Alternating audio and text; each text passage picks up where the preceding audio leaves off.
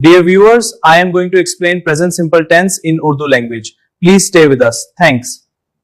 Present simple tense Urdu में, इस tense को सिंपल प्रेजेंट टेंस भी कहते हैं। ये रोजमर्रा की आदात और उमूमी हकायक के लिए इस्तेमाल होता है, जैसे वो स्कूल जाता है, सूरज मशरिक से निकलता है।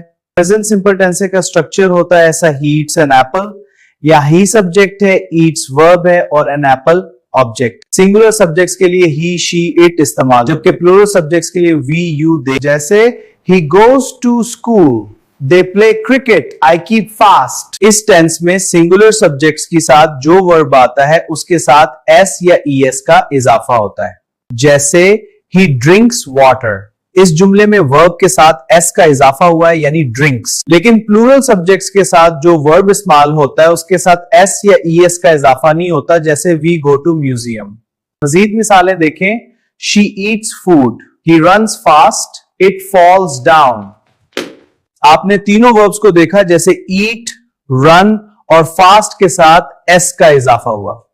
मजीद मिसालें, he gets money, she sleeps at night, you help me, they thank अस।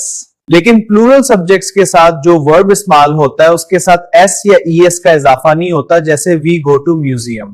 मिसाल से समझें, I watch TV, you come late, we draw map.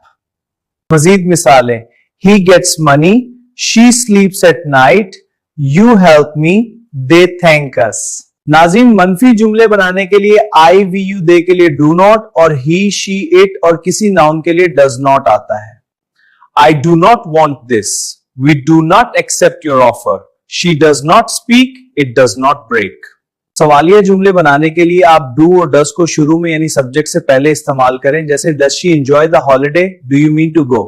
Do the student study, does he polish his shoes, do you pay the bill, does Najma clean the room? मुझे लगता है कि आपने present simple tense के बारे में मेरी वजाहत समझ ली है। अगर आपके कोई सवाल हैं तो मुझे बताएं। शुक्रिया, अपना ख्याल रखें।